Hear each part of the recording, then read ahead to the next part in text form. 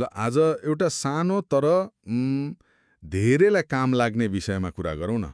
हुन्छ नि, के विषय होला? यो साना व्यापारी साथीहरू हुनुहुन्छ नि, उहाँहरूसँग जोडिएको हुँ। बोलीचालीमा डे 1 विवरण भन्छन् नि, के रे? ए पूर्वानुमानित आय विवरण। हो त्यही। खास नाम त पूर्वानुमानित आय विवरण नै हो। यसकै बारेमा अलि खुलस्त पारौँ न आज। यो के हो, कसलाई हो, कत्तिको सजिलो छ? डे 1 वाला त धेरैले सोध्नुहुन्छ। खासमा यो कस्तो हो भने सानोतिनो व्यापार गर्ने तर व्यावसायिक प्यान नम्बर लिएका व्यक्तिहरूका लागि मात्रै हो यी।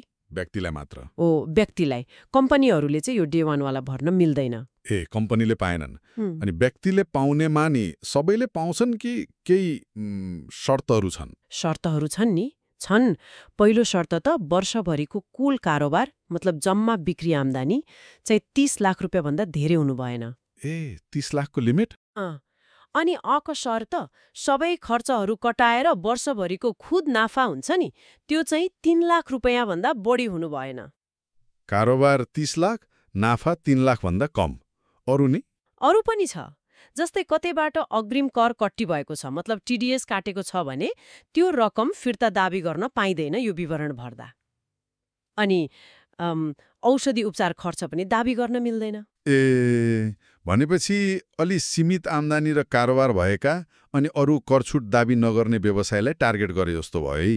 हो ठ्याक्कै, साना र सरल कारोबार भएकाहरूलाई। अनि यसलाई पूर्वानुमानित नै किन भनेको होला? अनुमान गर्न मिल्ने भएर हो? त्यही भएर, किनभने यसमा कति कर तिर्ने भनेर सरकारले पहिले नै तोकिदिएको छ कि हिसाब गरिरहनु परेन, पहिले नै थाहा छ।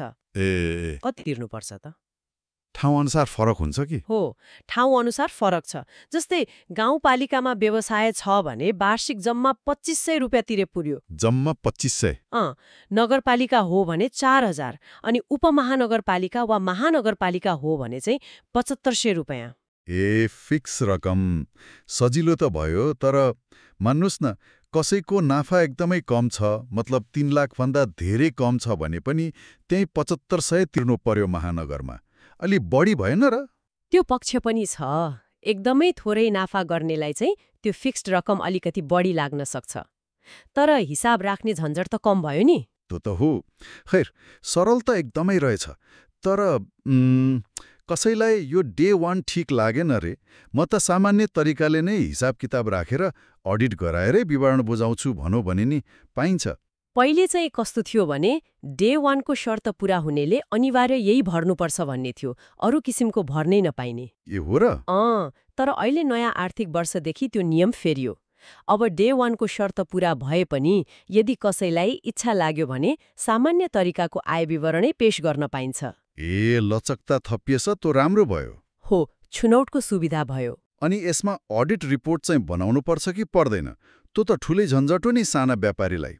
पर्दैन। डे 1 विवरणमा अडिट रिपोर्ट चाहिँदैन। एकदमै सामान्य फरम हुन्छ। त्यसमा वर्षभरिको कारोबार कति भयो, खर्च वा लागत कति भयो अनि खुद आयो कति भयो त्यति लेखिदियो पुग्छ, अरू केही चाहिँदैन। या बाबा, त्यो त साह्रै ठुलो राहत भयो नि। अनि यो विवरण बुझाउने पैसा तिर्ने प्रक्रिया नि, त्यो कतिको सजिलो छ?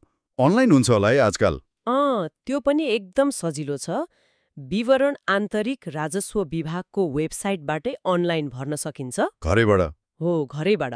अनि पैसा तिर्न पनि ब्याङ्क धाइरहनु पर्दैन। कनेक्ट आइपिएस, ई सेवा, खल्ती जस्ता पेमेन्ट सिस्टमबाट अनलाइन नै तिर्न मिल्छ। होइन, ब्याङ्कमै गएर तिर्छु भन्दा पनि त्यो विकल्प त छँदैछ। पैसा तिर्ने अनलाइन?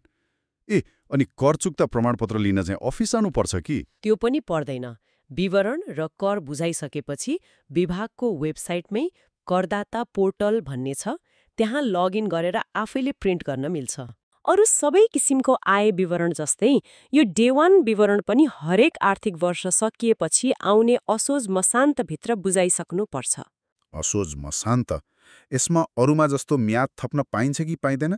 पुससम्म सार्न मिल्ने कि? यसमा चाहिँ मिल्दैन। डे 1 विवरणको लागि म्याद थपको सुविधा छैन। असोज मसान्त भनेपछि असोज मसान्त नै हो। यो चाहिँ एकदम ख्याल गर्नुपर्छ। ए ध्यान दिनुपर्ने कुरा रहेछ। अनि यदि कसैले भरेन वा ढिलो बुझायो भने त जरिवाना लाग्छ होला नि? लाग्छ नि, किन नलाग्नु। नियमअनुसार जरिवाना र ब्याज दुवै लाग्छ समयमा नबुझाउँदा। त हुने नै भयो। त्यसैले समयमै बुझाउनु नै सबैभन्दा राम्रो। बुझ्यो।